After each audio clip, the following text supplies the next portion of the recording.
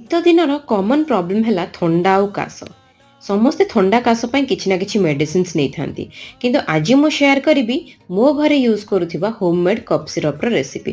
ଏଇଟା ବହୁତ ଫାଇଦା କରୁଛି। ଫର୍ଷ୍ଟ ମୁଁ ଯେତିକି ଗୋଲମରିଚ ନେଇଛି ତାର ଅଧା ନେଇଛି ଲବଙ୍ଗ, ଗୋଟେ ଦୁଇ ପିସ୍ ଶୁଣ୍ଠି ଆଉ ଗୋଟେ ଦୁଇ ପିସ୍ ଡାଲଚିନିକୁ ଡ୍ରାଏ ରୋଷ୍ଟ କରିଦେଇଛି ଲୋ ଫ୍ଲେମ୍ରେ। ସେଥିରେ କିଛି ଆଡ଼୍ କରିଛି ତୁଳସୀ ପତ୍ର, ତାକୁ ବି ଡ୍ରାଏ ରୋଷ୍ଟ କରିଦେଇଛି କ୍ରିସ୍ପି ହେବା ପର୍ଯ୍ୟନ୍ତ। ସବୁକୁ ଗ୍ରାଇଣ୍ଡରରେ ଫାଇନ୍ ପାଉଡର କରିଦେଇଛି।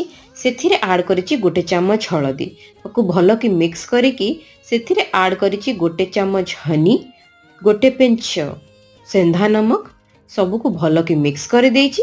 ଏଇଟାକୁ ଆମେ ରାତିରେ ଶୋଇବା ପୂର୍ବରୁ ଗୋଟେ ଚାମଚ ନେବା, ଆଉ ଆ ପରେ କିଛି ଖାଇବାନି କି କିଛି ପିଇବାନି।